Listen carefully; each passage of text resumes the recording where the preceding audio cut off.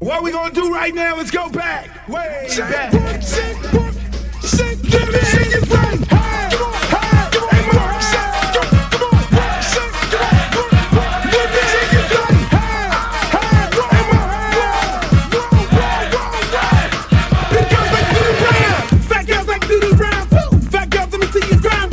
Fat girls just doing their own thing, right there with the fat thing. Fat girls just shaking them thighs. Fat girls don't make it count right. Excuse me. Baby. What's up? I thought you was gonna start hanging out with the big girls again. What is all this trash?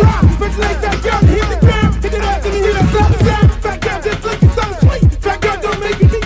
Fat girl just shake it, don't wait. Big girl, let me see you do it thing. Let go, let me see you touch the ground. Shake it up, take it off, back down. Drop me in the house. Work it, work it, work it, work it, work it, big girl, big girl, big girl, big girl, big girl,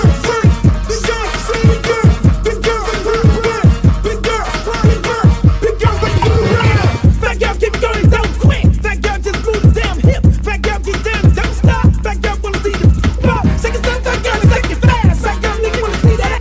Fat girl bounce like a pro. Fat girl go what you know. Fat girl shake, till you rip through what? On the web, that's hard part two. Looks in the house, y'all know the game. Fat girl don't have no shit. Shake that back, bounce to the beat. Fat girl shake it, jiggle like me. St. Louis, back to the top. Like I like to do the ride. Work it, work it, work it, big girl, big girl, big girl, big girl, big girl, big girl, big girl, big girl, big girl, big girl, like the hey, hey, more hey. Let me hear you say hey, hey, more hey. Big girls like Doodle Brown. Shake, work, shake, work, shake, work, shake, work, shake, shake, work, shake, shake, work, shake, work, shake, work, shake. To the ground, to the ground, to the ground, to the ground. Now sick of this. Now I want to show y'all a real show with the big girls. Oh, fat girl, brought 3. Can't hang with 100% beat. Fat girl know the happen, don't quit. Fat girl run like you own it. Put your hands on your hips and grip it. Nothing new, Uncle Luke like it off the that. Fat girl bring the crew to top the climb. If not, I'ma pull the business down. Fat girl bounce hot, stop tripping. If you do, get chicken and hot bitch. With a lot of rock, come to night speed. I really shit get the dead in the world team. Bounce fat girl, show the boys a shot. If you see if the fat or not, don't put fat girl, y'all like the damn nigga. Why let me see y'all do the rap.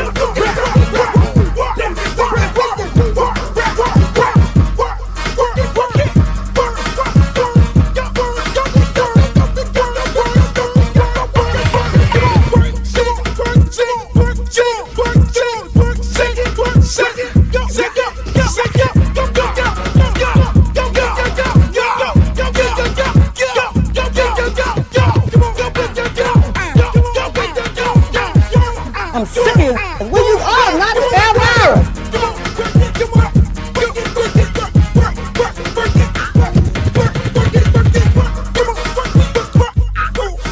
Oh, not the Britney Spears. Hey, how you doing?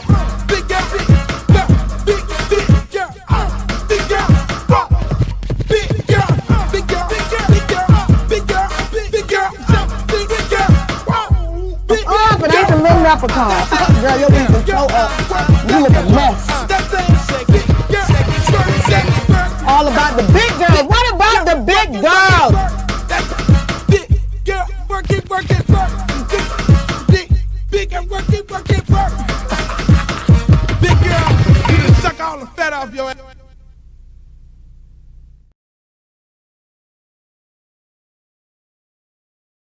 Yo, what's up, y'all? Welcome to another edition of The Luke Show. Yo, the Uncle Luke Podcast, brought to you by yours truly, Uncle Luke. We don't have any sponsors. We just do it on our own because we're able to give you the best and the brightest of all the information. I like with my head pointed to the other side. You know, that's that OG in me. That's that OG in me. You don't normally see OGs like on podcasts like this. But again, I like to welcome you guys. I know I've not been here for a couple days, maybe about a week, because I've been just entrenched with so much going on in my life. Thank God that I'm here. I always keep pinching myself to remind that I'm here. I've been, I've been busy. It's spring football time. You know, we got high school football over at Miami Edison where I coach at. So you add that on to my son's schedule, and then you add that on to my schedule. Then you add that. There's no excuses. There are no excuses. What's up, Brown? There's no excuses why I should not be here. But I am here. God willing. I need to find more time to do my podcasts because people love the podcast. Hey, Glow, how you doing?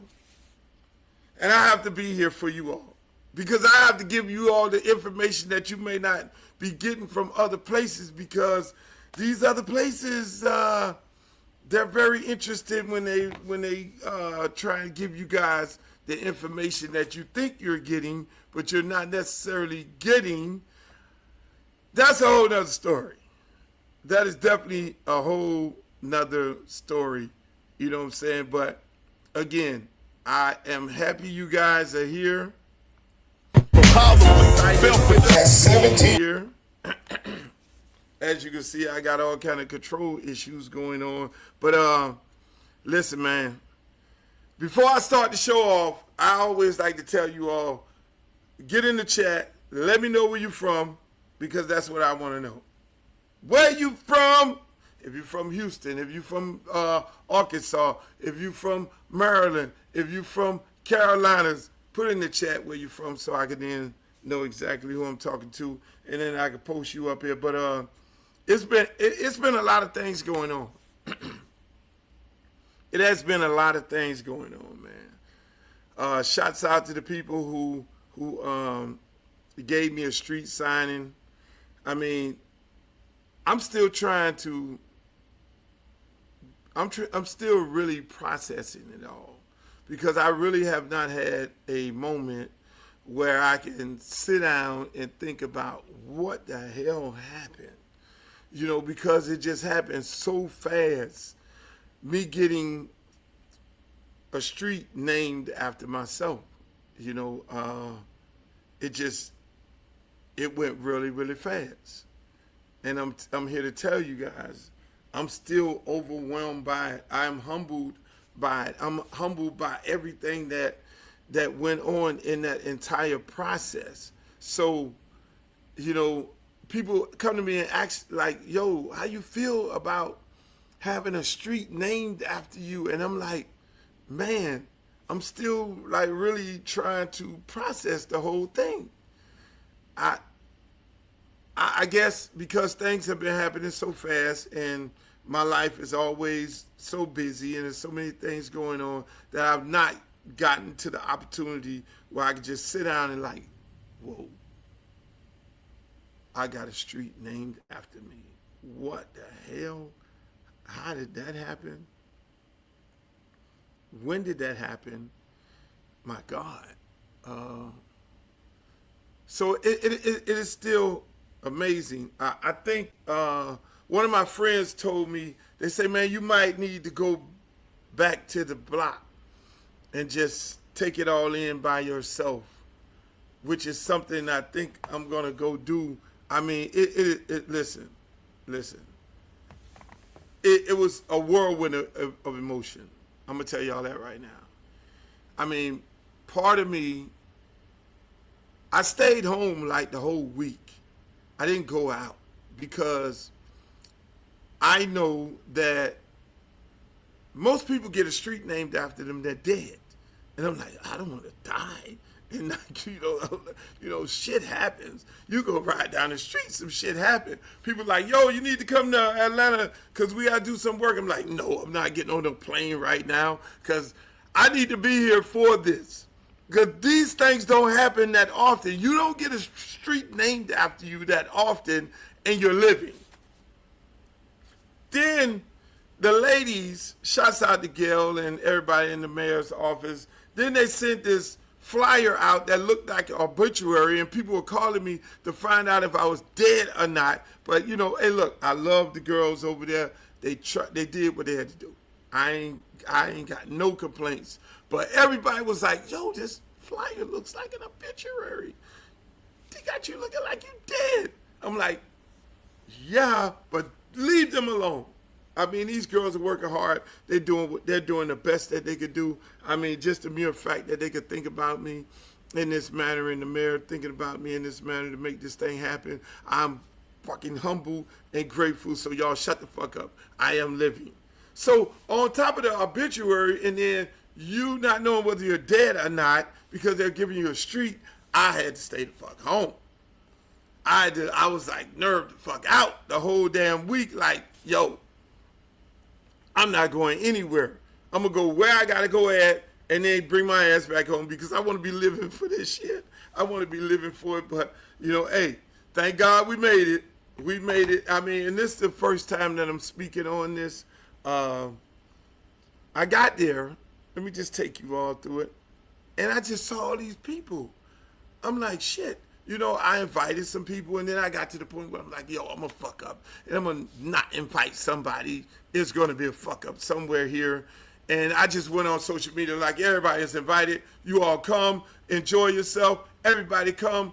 I know I'm going to fuck up. I know I'm not going to miss somebody because I don't want to hear nobody saying, oh, you didn't invite me. Luke, you didn't invite me. That's effed up, and that's why I didn't show up. So I just got on there, and I invited everybody. And I still had people say, you didn't invite me. Well, goddamn it, if you needed a personal invite, you should be following me on some social media. I am on Twitter. I'm on Instagram. I'm on YouTube. I'm on Facebook. I'm on TikTok. Everywhere. And if somebody posts some bad shit about me, you all will be first ones repeating the shit or reposting it. So shut the fuck up. You just missed the event. But I'm just saying, man, it's a blessing. Just like you say, Don, it's a blessing. It is a absolute blessing. And then I get there, like I say, I got there and saw all these people. I'm like, DJ Khaled, E-Class, Mike Gardner, Shane, your wife, the fucking judge, Reggie, Oliver, Keon, the mayor, Andy Slater, a white guy, my niece, and my nieces and nephews, and it's like Warren Sapp, Ricky Jackson, Nat Moore. I mean, like Hall of Fame people. Gil Green, arguably the biggest fucking music video producer ever, to come out of Miami.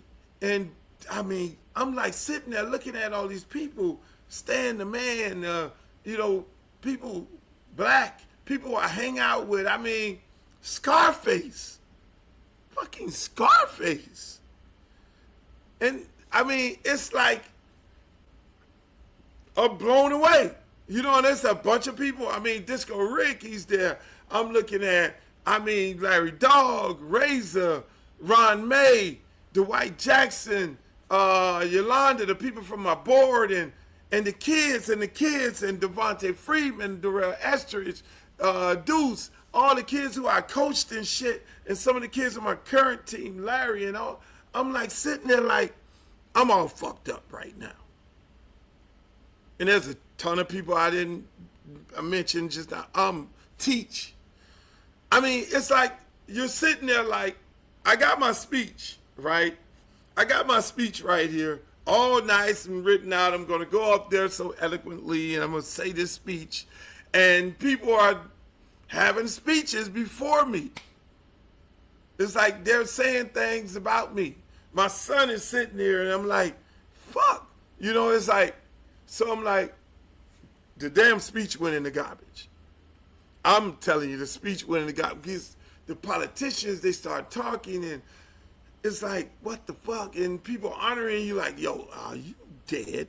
I'm still saying, are you fucking dead? Because it's like a funeral. And then one girl gets up there. It wasn't a funeral. It was a celebration, because funerals are a celebration of life, which I'm telling you, more people should give people their flowers while they're living and not while they're dead, so they can appreciate it. Like me, I fucking appreciate every moment of it.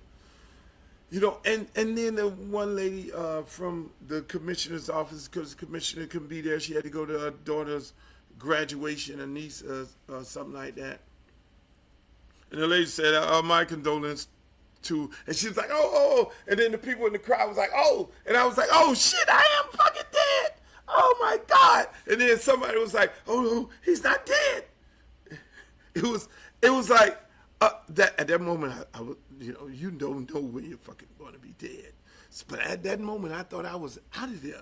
And they were really fucking having a celebration without me. When that lady said my condolence goes to, I'm like, oh, fuck, right? Listen. Then we got past that. Now I know I'm not dead because the people was like, no, he's not dead. Now, thank you, Jesus.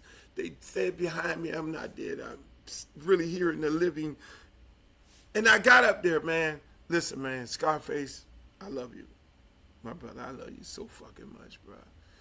I mean, the words that he had to say up on stage was freaking amazing. Because you never know when the impression that you have on people's life. When me and him chop it up, he's like, look, man, I wasn't even in the business. I was 16 years old doing some other shit, just watching you and how you moved and the things that you went to court for us. You fought for us. To be able, for me to be able to say the shit that I say on record, and for me to be able to say, be me, is no question about it. I was not going to miss this under no circumstances. And when this man said this, I mean, that just, it fucked me all up. I'm going to keep it real. I don't know how I kept this shit together the whole time, but, I'm sitting there, the mayor, he sits up there and he talks about him being 13 years old and his dad leaving him with me. And I remember it like it was yesterday at the Heat basketball game.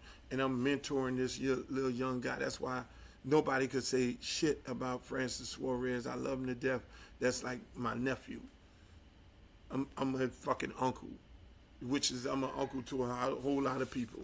And so I'm sitting there like overwhelmed by the shit that I'm hearing from these guys. I'm listening to Reggie get up there and say, man, he's a big politician, big commissioner in Miami Gardens. I was a fucking young guy, and y'all hear him speech, and I was an intern, and I worked for Luke.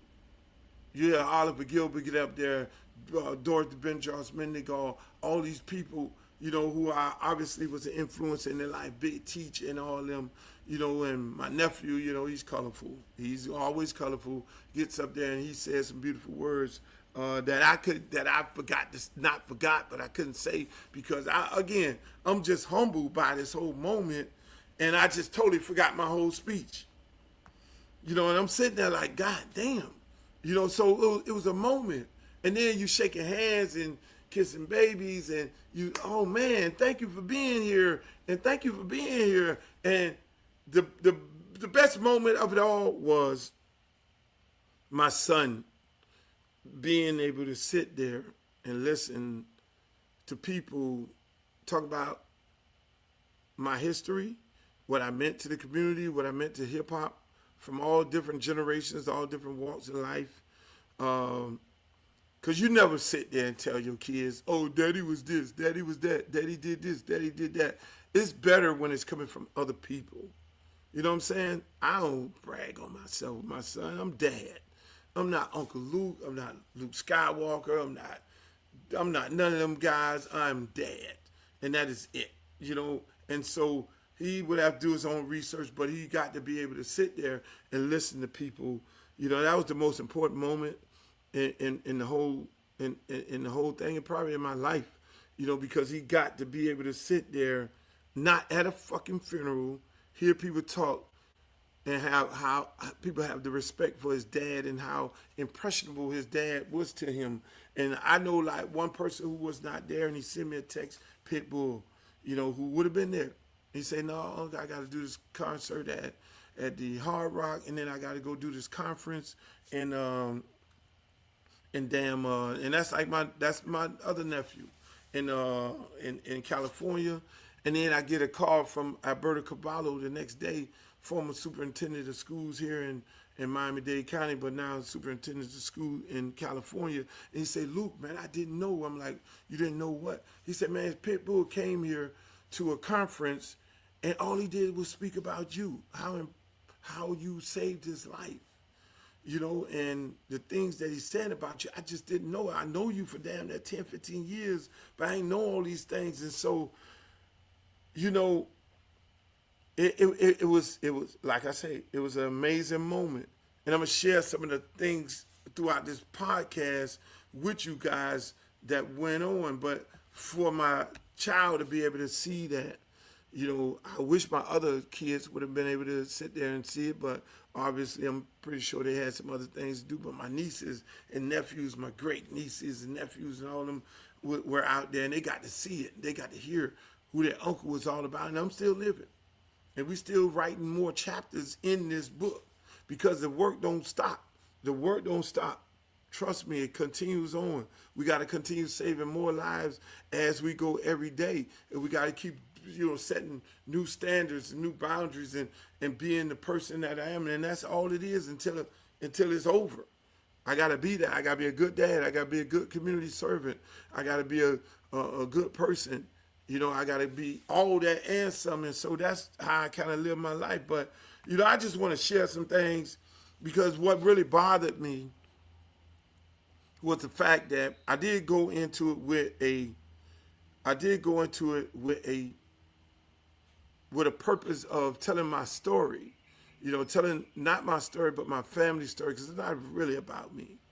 It's about all the people around me. And I didn't get to do it because I kind of got derailed by just thanking everybody for being there. And then I'm humble. I don't want to hold y'all whole damn day up while I'm sitting there talking, you know, and holding y'all up. So I didn't get to say it, but then I'm going to say it to you all. And hopefully some of those people, what I wanted to share, hopefully some of those people the people who did come there, they could hear what I really wanted to say on stage, but I got caught up in thanking so many people because that's just me.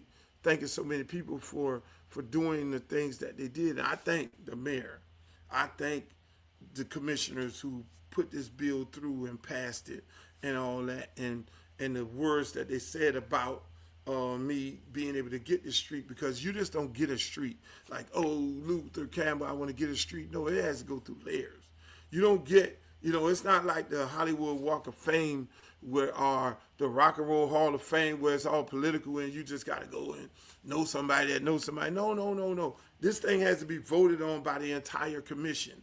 People who you don't know have to read and understand your story in order to give you the vote and give the vote to be able to say, yeah, we can get this done. So my shots go out to the entire City of Miami Commission, you know, the mayor who spearheaded this, Francis Suarez, Christina King and her staff who put the bill before the commission, and the bill passed it unanimously, and Keon Hardeman who put the bill, you know, who represents our area and who put the bill in the county, and the county commissioners, the mayor, everybody overwhelmingly passed it.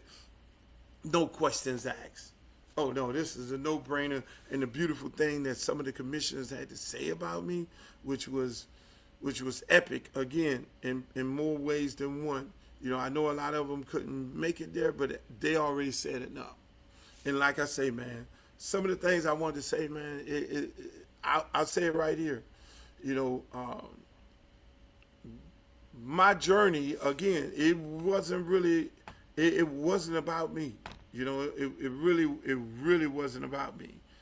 It was about my mom and my dad.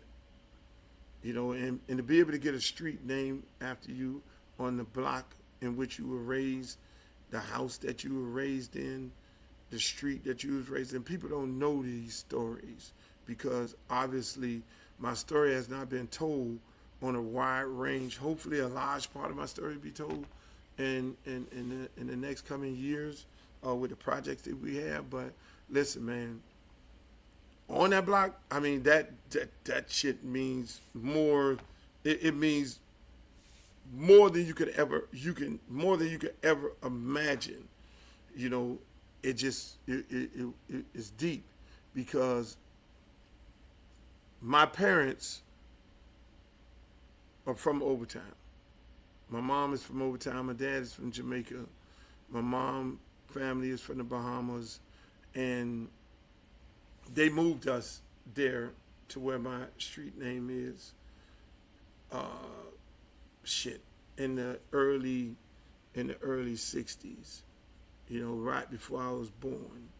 And the story that people don't know, my parents were one of the first people to move into Liberty City. When my dad moved into the house where my street name is, my dad was, named Campbell, and he bought the house through the bank.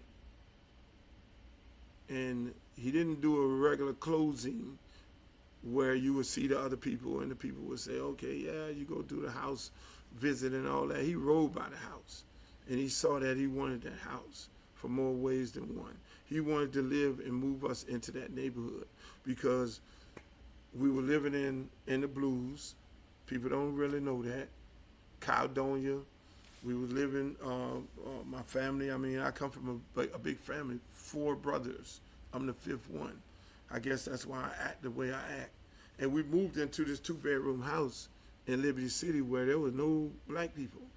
And when my dad got the key to the house, the white man was like, yo, if I knew it was a black man I was selling this house to, I wouldn't have sold this house to. And my dad, you know, the proud Jamaican that he is, well, you done sold it. I done bought it and you can get the fuck out. That's how my dad talked to him. You know, I wasn't old enough to know this, but then my dad and my mom would tell me the story. You know, the white man said to my dad, hey, look here, how you can afford to live here?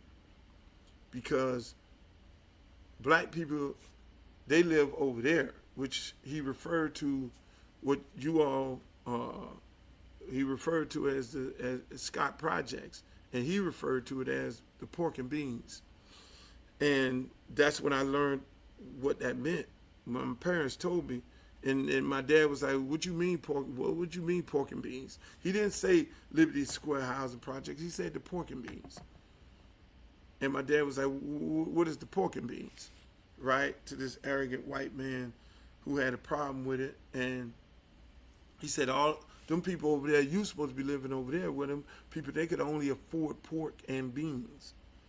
That's why older people right now, when people say the pork and beans or the beans or whatever they want to call it, older people have a real problem with that because the white people who lived in that neighborhood where we bought a house in Liberty City, that's what they referred to black people because it was a big-ass wall.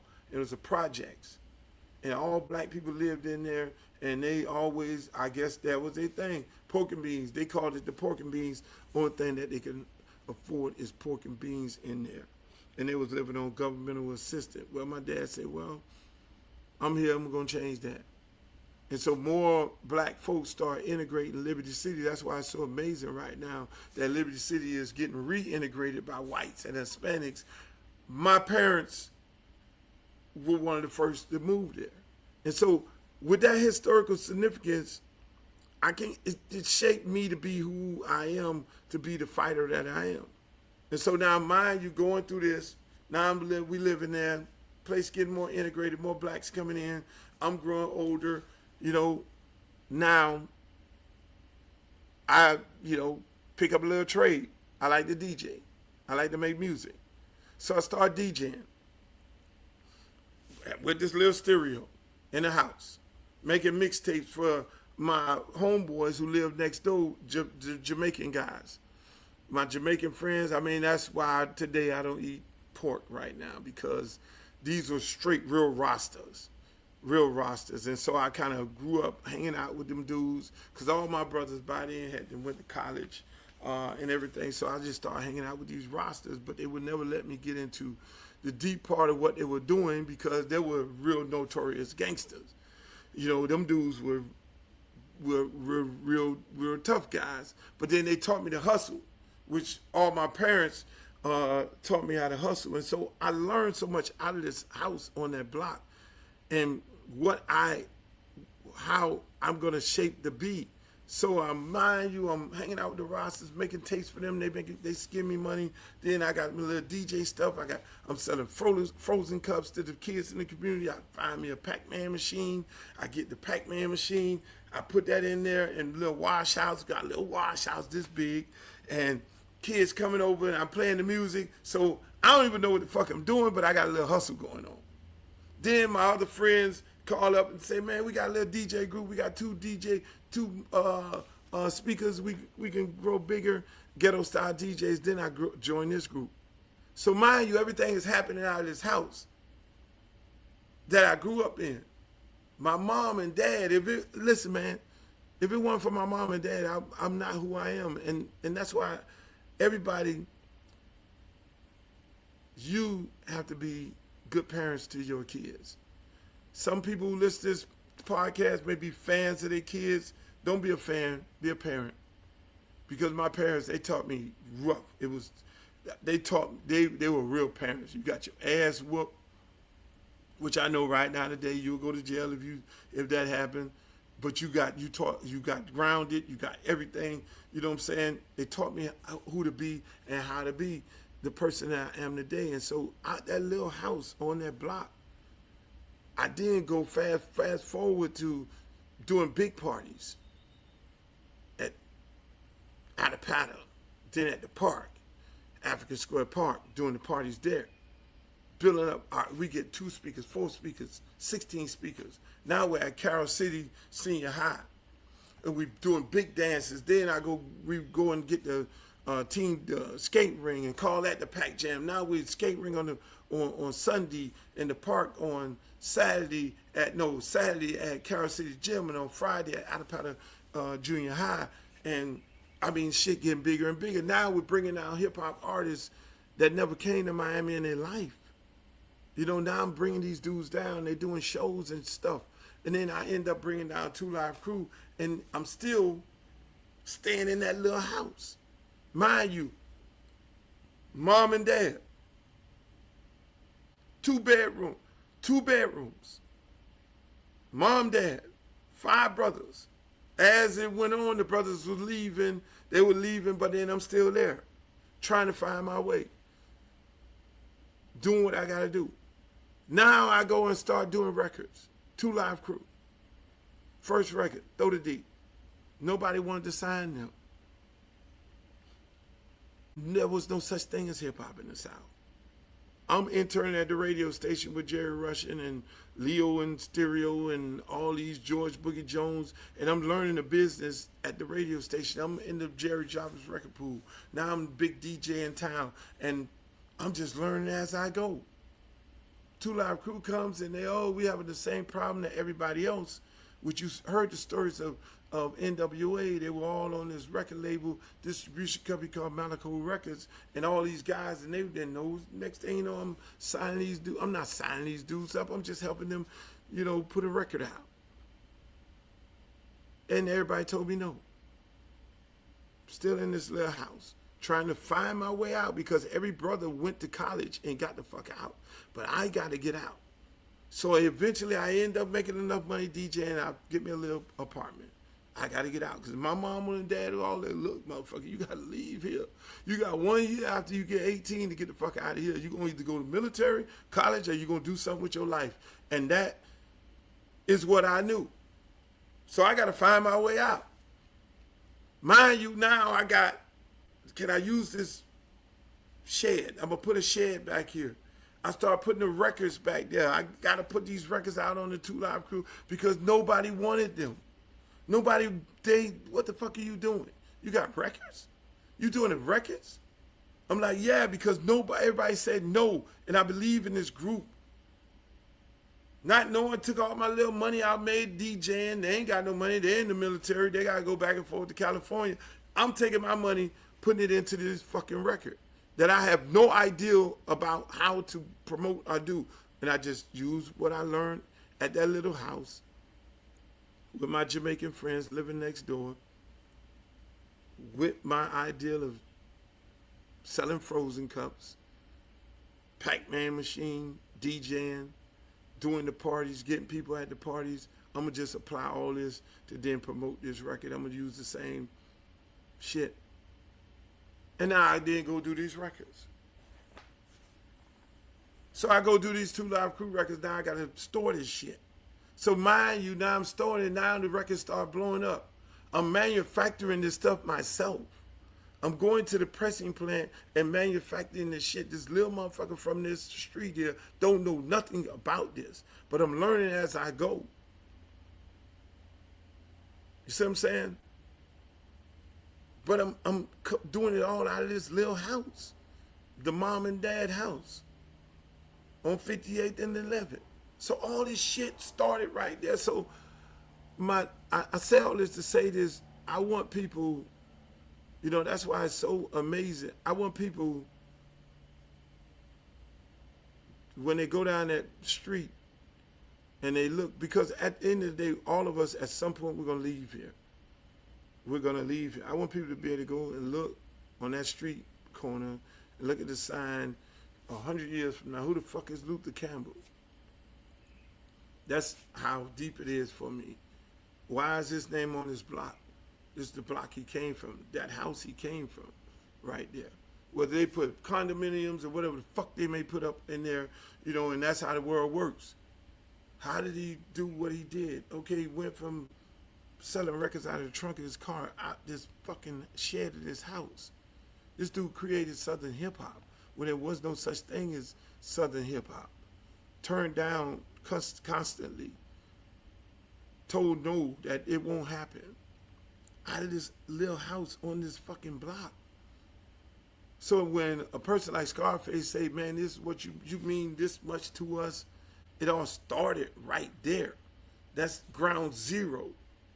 You know what I'm saying? That is ground fucking zero. And so these are some of the things I wanted to share, you know, to tell, I mean, my mom and dad, the stories of them, you know, me growing up in this community and shaping and molding the person that I am. You know, I remember big trucks used to come to the back of our house, yellow freight, this freight, and I would roll the records up from out of the little shed that I built in the back of my mom and them house and put them on the fucking trucks to be distributed all over the United States of America because I did not trust the pressing plants. At that time, the pressing plants, they all said they had a back door and they would sell, you know, you let the pressing plant, they won't sell your shit, they'll be selling it for you. So I would go get the records from the pressing plant, bring them to the little shed in my mom and them yard and put the motherfuckers on a big truck. Then the police is sitting there like, what the fuck is going on? You selling drugs? Because every black man at that time was supposed to be a drug dealer. I remember getting ran down by the police. Police swarming the house, looking through the boxes. What the fuck is in here? What are you shipping? You shipping cocaine? You shipping marijuana? And them raiding the house, not the house, but the boxes, looking to see what the fuck is in these boxes. Out that little house on that block, where all this shit started. So then now fast forward, now we doing this music, and we're doing this music, and I got all these successful brothers and all these different things, and then now here we go. We go from that to now being the talk of the country. You're on Phil Donahue show, you're controversy. You set out to do this, and you're this misogynistic pig. And we were just young guys just doing music. So I want people to be able to go back to that block and say, this dude rode a bus. And the little story behind the bus. Think about it. Little kid on that block. Integration is happening in Miami-Dade County school system. Now they're taking us. A bus comes in the backyard of my house. That same block where that sign is. And they integrated us. They put us on a fucking bus and took us to Miami Beach, South Beach, what y'all call it right now. They took us and put us on a bus, and they told us we had to be off the beach before 6 o'clock. Because if you were on that beach, you were going to go to jail. If you were on the beach after 6 o'clock, you go to jail if you're black. On that same block, that bus picked us up, took us over there, and dropped us off. So now you're over there all day. Now it becomes, okay, all right, we got to play sports. So you got to be a part of these activities, and that's how I ended up getting in football and baseball. playing sports on Flamingo Park. Nora Optimus. Now you're over there playing sports and you still got to get back before 6 o'clock. You got to be off that motherfucker. Other than that, you're going to jail. Drop back off to that block. All these things shaped who I am and who we are today, and the things that, you know, we went on to fight for and try to accomplish. And now you're in this music business and you're getting criticized. You're getting told that you're all these things that you're not. You just took some comedy records, some Dolomites, some Leroy Skillets, some Honey Esters, and you put it on the record. And you said you didn't want to be like everybody else. You wanted to be different. You want to be from Miami. You want to say this stuff on the records. And before you know it, you're the Antichrist and everything else. Little kid from that block. But then the fight became something totally different. It became a free speech. Whether or not freedom of speech applies to black people. That's why I took the fight on. It was like, how the fuck does Andrew Dice Clay get to say this shit? How does all these comedians get to say this? How do Ozzy Osbourne get to say the shit that he's doing and saying what he's doing and doing the shit he's doing on stage? All these rock and rollers. Fuck that. It should apply to us too. Because again, the same in that little house on 11th Avenue, the teachings were coming from my dad. And understanding black history, understanding how to read the newspaper, understanding how to look at the news, understanding the propaganda within the newspaper and the news and how it works. At that little house. Prepared me for the world. All that shit prepared me for who I am today. People hear me talk about politics.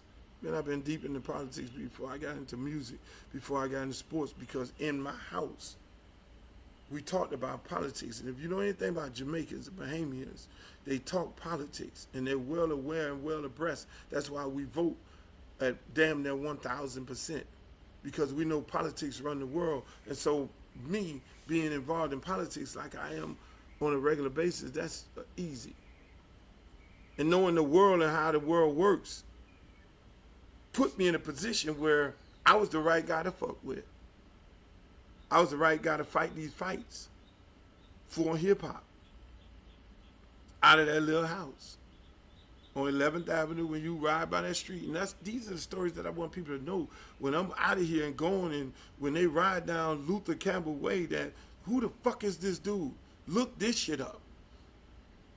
Wikipedia and ChatGPT is not going to be able to tell you the true story. The true story is just a young motherfucker ain't know where the fuck he was going, what direction he was going. He got probably arguably one of the biggest gangs in Miami doing, you know, more, not gangs that taking advantage of people or robbing people, but gangs where people almost like some Robin Hood shit. If you got beat up by a gang member, you then got to be a part of our DJ group. And we hopefully inspired you to do great things and protect you from other people. Because if somebody was to fuck with one of the guys with our group, then yeah. Call us what you want, but we were Robin Hood. I know I'm bouncing all over the place, but I'm trying to give it to y'all without taking too much of your time.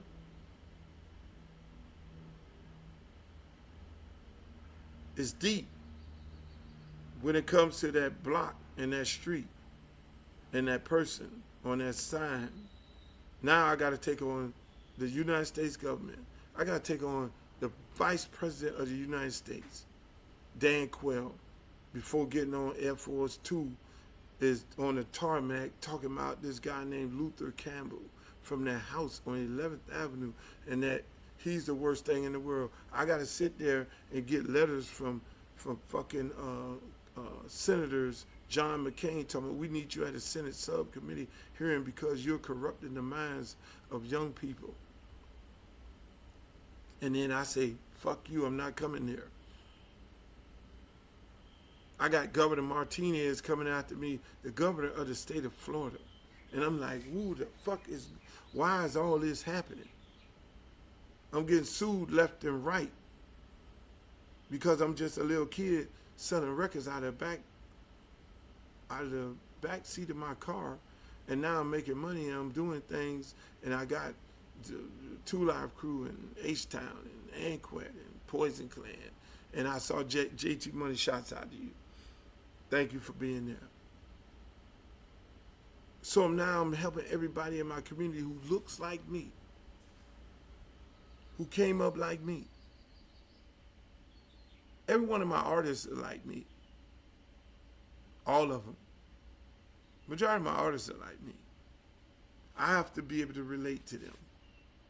Pitbull. How do you relate to Pitbull?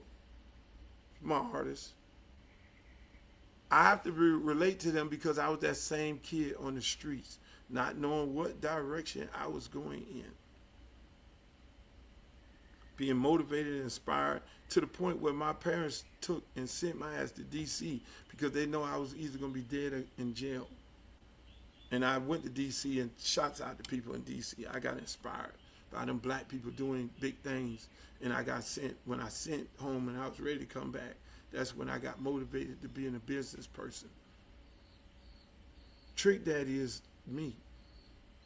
Pitbull is me. Trick Daddy, I'm the same guy who went to jail 1,000 times. People don't know these stories. They don't talk about these stories. When I look at him, he's me. I can relate to him. I can relate to what he was going through when he was in jail, going in and out. I can relate to Pitbull when he was on the streets hustling. I can relate to JT Money when he was a tough guy in the streets. All those guys are splitting image of myself. And I know one thing that I wanted was somebody to tell me how great I was.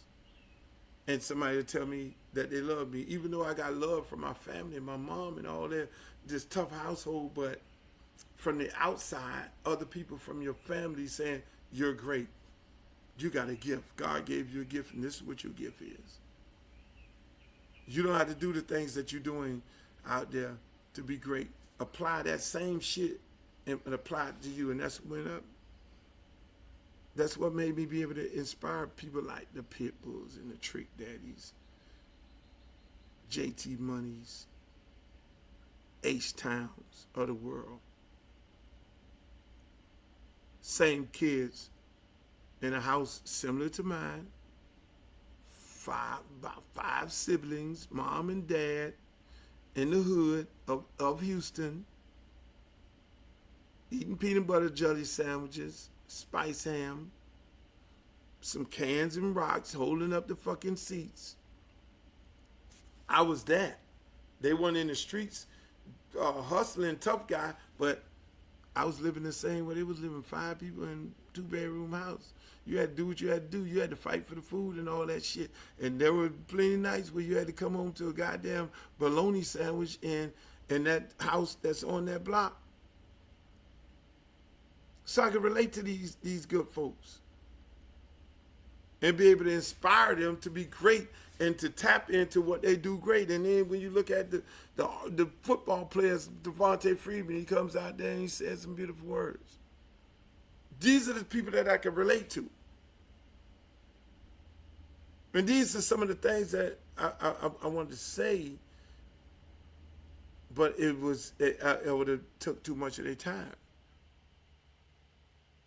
Now you're going into being more than being this guy, you know, co-founder of the Optimist program, taking the platform and using the platform to better, you know, supporting and endorsing political candidates who are going to do the right thing for your community and not let your community get robbed.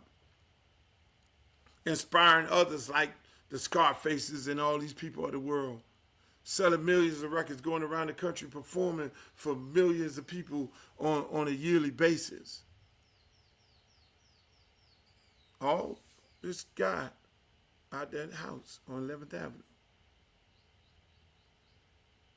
By that mom and dad, and that dad who integrated those white folks' neighborhood. And had to go through the bullshit that they had to go through because they lived around nothing but white people. But then eventually the community got integrated. So I only know about fighting. My story is the only thing about fighting. And that is what I want people to know. When they ride down the street, I want people to look up there and say, this man fought for us. He fought for our free speech. This man created Southern hip hop when everybody told him no. And we look at all the artists from the South and everywhere else, and their livelihood has changed because of this. Created a genre of music, whether it's dance, twerking, booty shaking, or whatever the hell you want to call it. Being able to say and express yourself in the way you want to express yourself. No matter who the fuck likes it or not. That's what this man stood for. Being able to own and operate his own company when people told him no, inspire others to want to own their companies. A lot of them won't say it. Most of them will. That's why I love talking to Jay-Z. He'll tell you. Ask him. Go look up some of his interviews. Biggie Smalls and all these people, to be able to do records with. Big Pun, Fat Joe and all them. See a little young DJ Khaled. Same thing. Hustling everything that he can get. That's why I love when these people show up and I'm looking at all them Teach.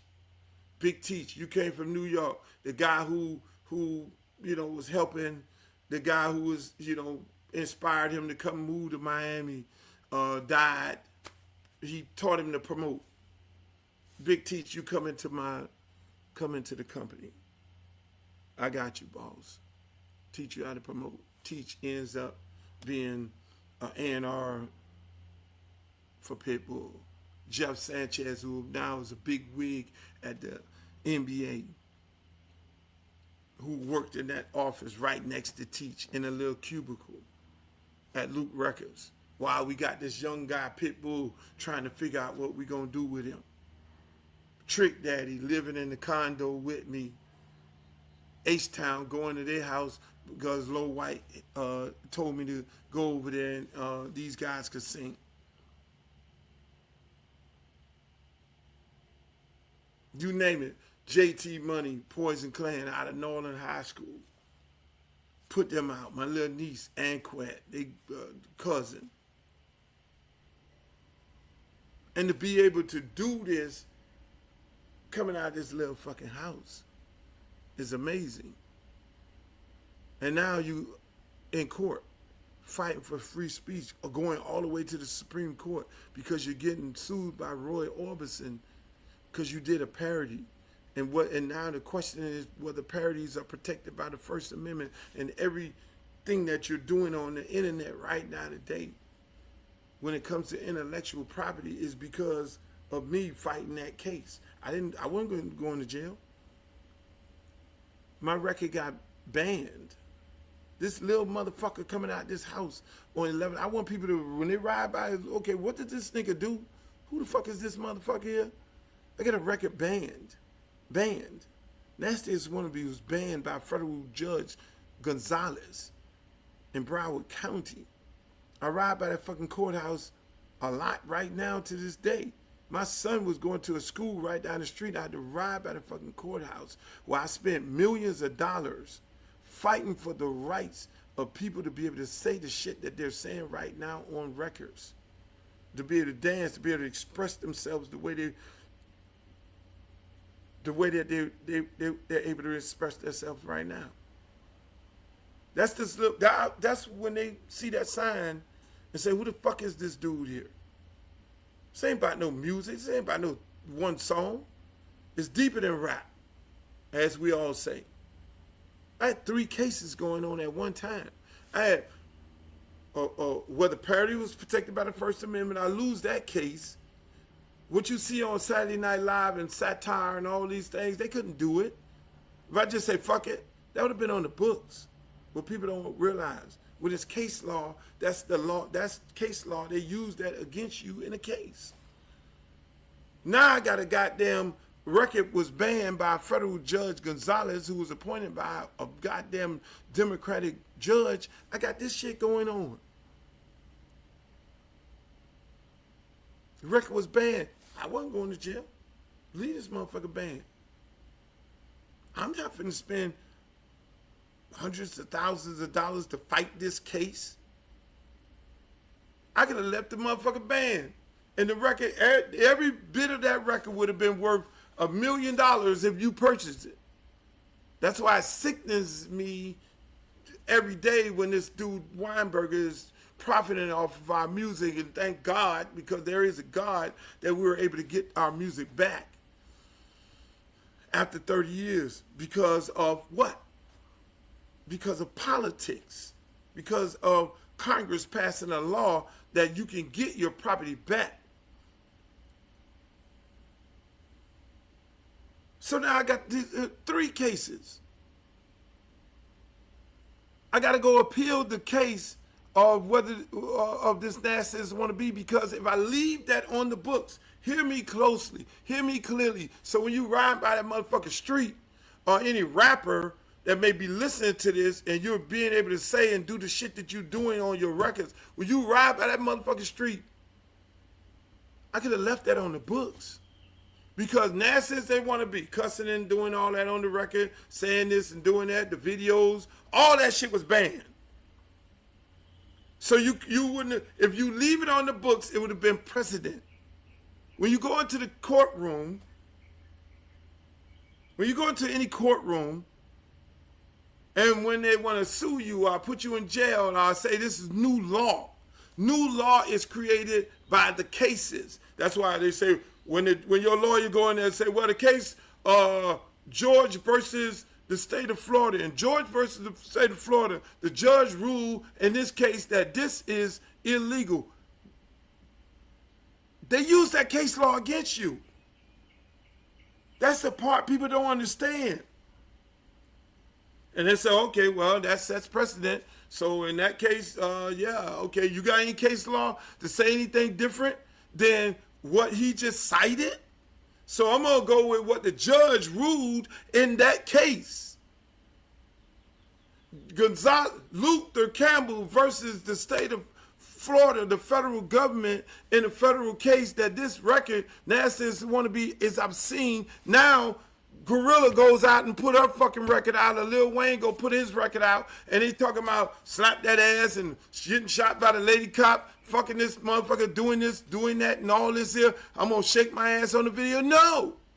Any municipality, any federal government entity can then say, no, case law states that you can't say that kind of shit on the record.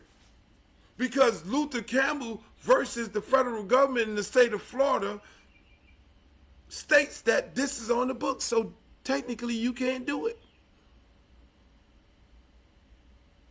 Any prosecutor used that against you because it's now law.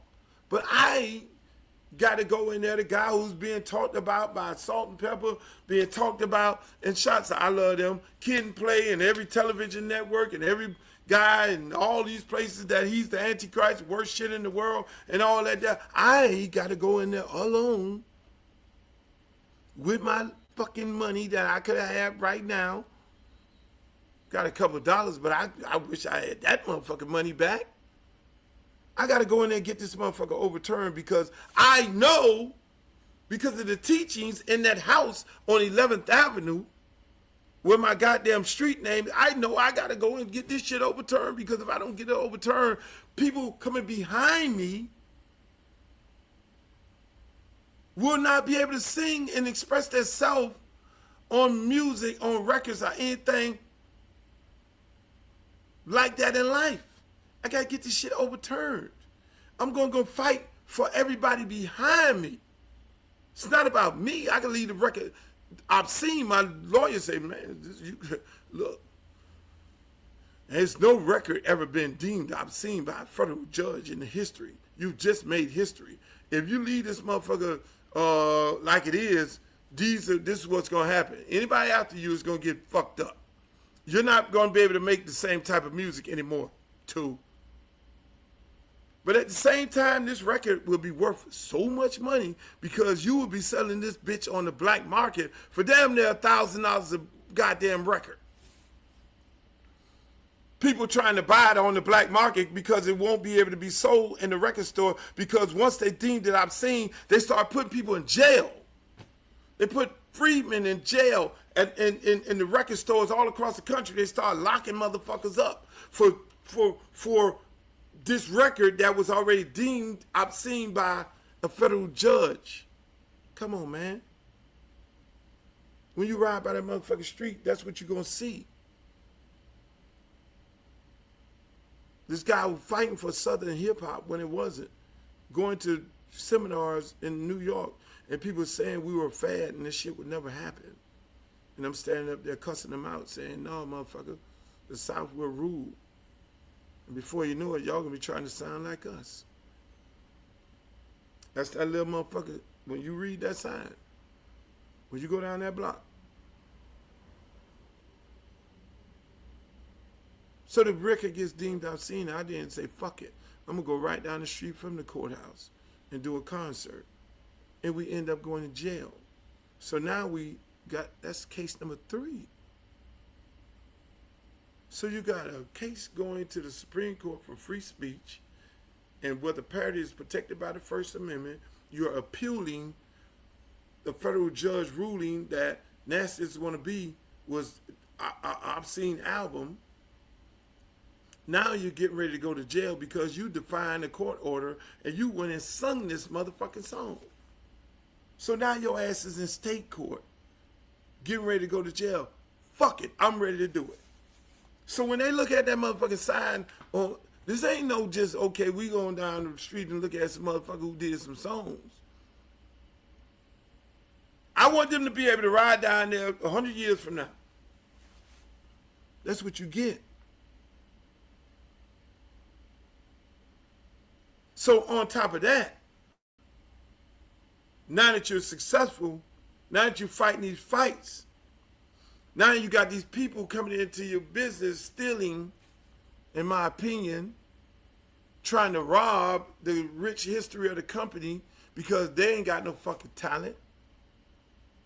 And you still continuously move on in life. And you're going through the ups and downs and trials and tribulation of a young black man in this country. The fights, whether it's with the personal shit and the out shit and the jealousy and all this, and you got to keep your fucking sanity because it all comes back to that little house on that block. And so I want people to be able to ride down the street, and I know many people have many stories. That's why I was overwhelmed and I couldn't even tell my story about how many people have their own stories of their impression of me and what we all went through. And it ain't about me. It's about everybody around me. It's about Bruce Rogo. It's about Jeff and Teach and them guys who worked in there. It's about Mike Gardner.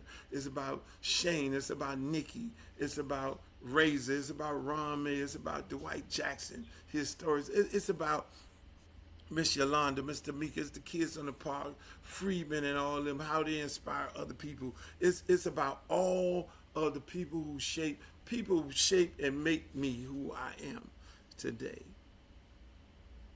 I'm just a vessel of what God put on this earth and my parents raised. And so I say all this to say this. I mean, people wonder why. How do you know, they do these documentaries, what is it, you, how you got involved with the University of Miami? I got involved with the University of Miami. The same motherfucker, when you ride down, if you just want to know about the University of Miami, and you see that sign, he was instrumental in the University of Miami and their success. Tell the fucking story the right way. Guys were on the fucking campus at another city in Miami called Gables, where black people weren't allowed and didn't want to have no black people live in. And young people out there now, black people, this now, after Howard Stellenberg get beat by Florida A&M, and now he wants to bring these black kids down there, and I'm seeing them, they go down there, they doing all kind of crazy shit, and you seeing it on the news because the propaganda machine is getting at Howard Stellenberg because he's bringing them black kids to Coral Gables, where they wasn't wanted. The community did not want them there. And so the propaganda machine, which is the news And the newspaper is saying why he's so bad in bringing them down there. And then me, now I'm a successful person, and they're looking up to me as this big time rapper. I'm Jay-Z right now. Y'all boys come here, man. Let me holler at y'all, man. Let me explain to y'all. You coming from all over the place. These motherfuckers don't want y'all here. Don't give these motherfuckers what they want. Get you a good education out of this shit, and if you're lucky, you can go to the NFL. Use this. Don't give them what they want, because y'all gonna do just what I did with the music business. Y'all gonna fuck it up for everybody behind y'all, and y'all gonna give these motherfuckers what they want, because they say we animals and we niggers and we everything in the world. Don't give them what they want. If you motherfuckers need anything, come see me. That's how I got involved in the University of Miami. And let me tell you about the football part of it. We get our ass whooped every day. We're the outcasts. Nobody likes us. That's where the swag came from. So when you go out there and whoop these motherfuckers' ass, they're going to talk about you bad on the TV, but whoop their ass and do it your way. Do it the same way I did it. So when they read this sign, you can go, hey, you're a law student. There's not a day go by, I'll go meet a law student that has not read some of my cases. Hey, I read your case. My God. I'm in constitutional law. Your case is epic. Yeah. So when you ride by, if you're a law student, you ride by that block and you see that sign, you're a law student, inspire you this way. If you're in the University of Miami Sports, inspire you in this way. If you want to know the history of Southern hip hop, and it inspires you in that way. The streets inspires people in so many different ways. It's bigger than me. The block is bigger than me. And who had to remind me of that? Fucking Scarface. Like, this shit bigger than rap, bro. This shit has touched so many lives. These are the things I wanted to say to you guys. Shouts out to my parents, because my mom and dad, wasn't for them, again, I wouldn't be who I am, what I am today.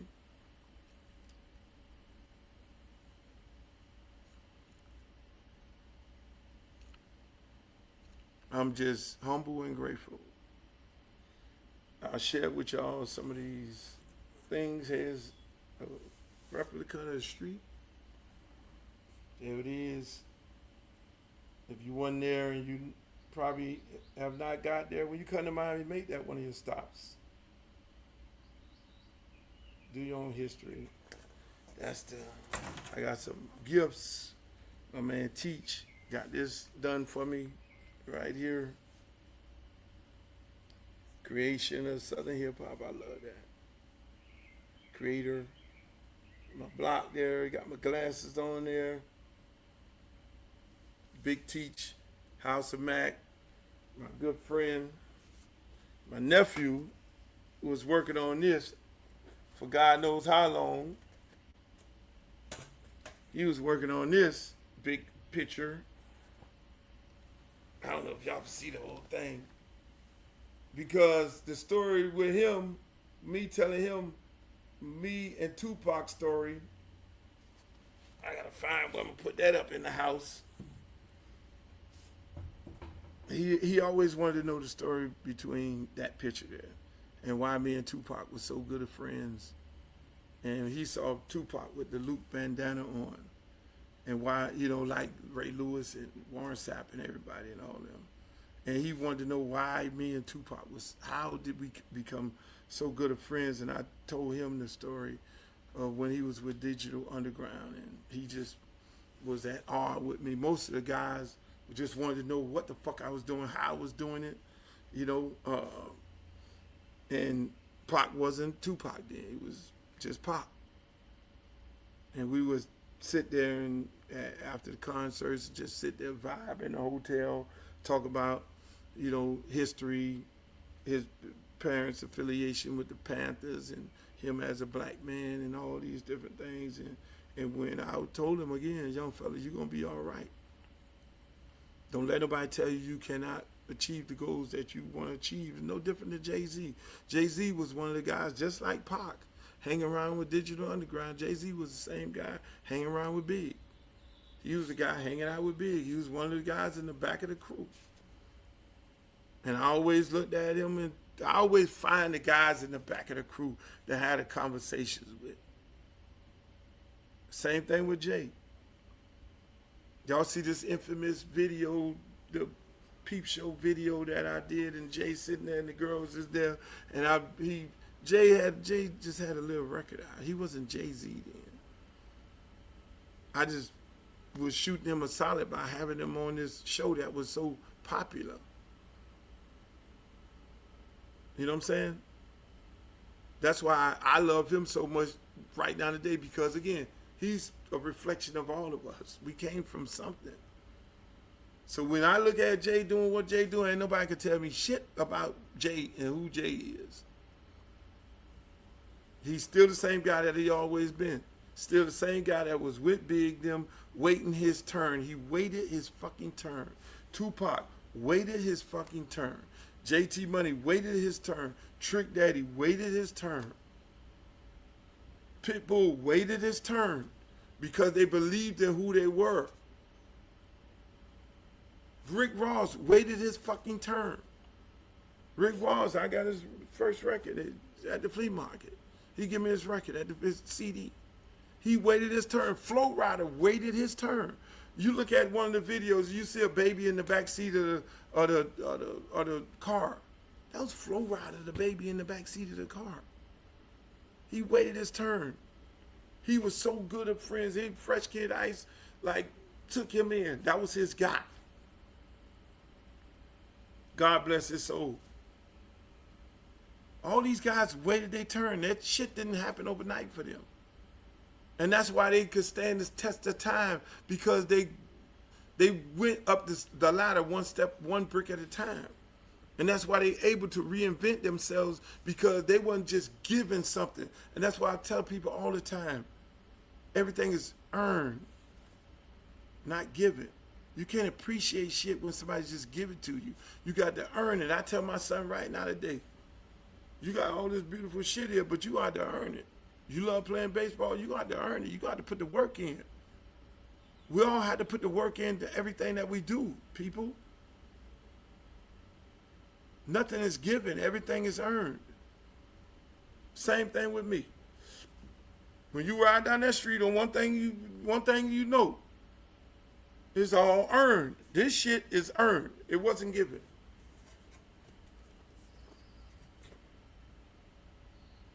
Earned. Nothing given. I want to thank y'all for sitting there, sharing my moment with you all. There was some other things I was going to talk about, but I'm not going to talk about it. So I'm going to leave this particular podcast for this. Hopefully y'all heard a little bit of my story. And hopefully some of my story can inspire you.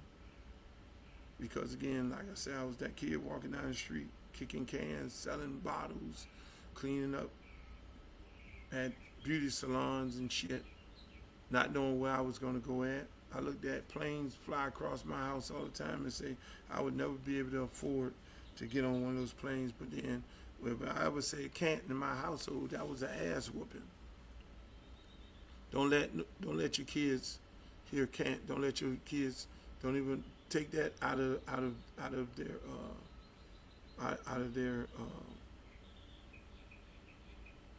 their dictionary, because you can't. You can achieve whatever the fuck you want to achieve in this life. Don't look at what's going on in the world today. Don't look at the things that's happening. Don't look at where you at right now, because if you put the work in, you could achieve whatever the fuck you want to achieve.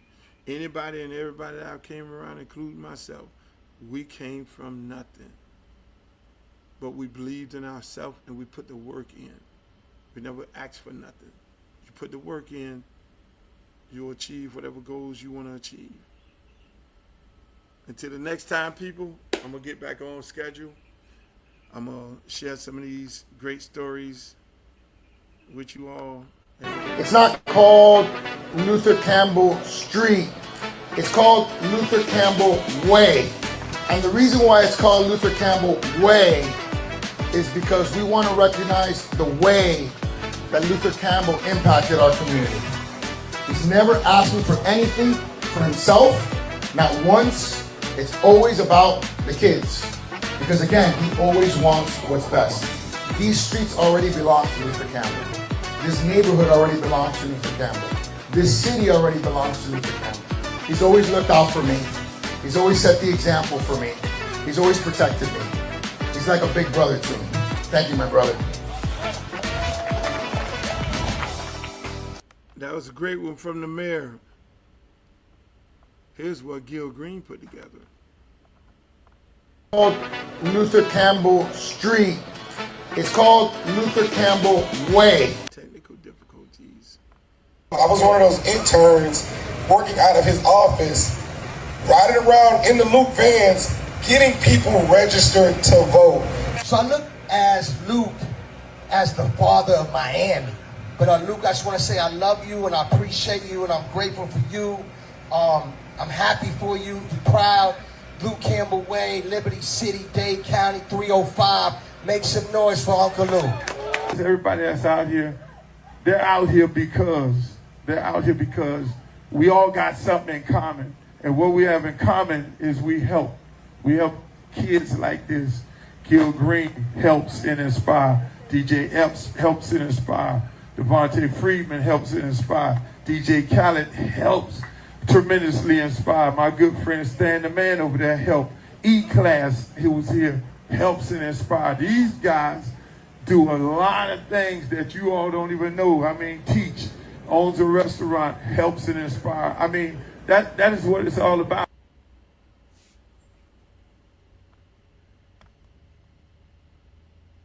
I'll leave y'all with that photo right there. Until the next time, ladies and gentlemen, I love you all. Stay inspired. I'll be back Friday at your regular scheduled time. I love y'all. Peace. Thank you for being there. Make the booty go.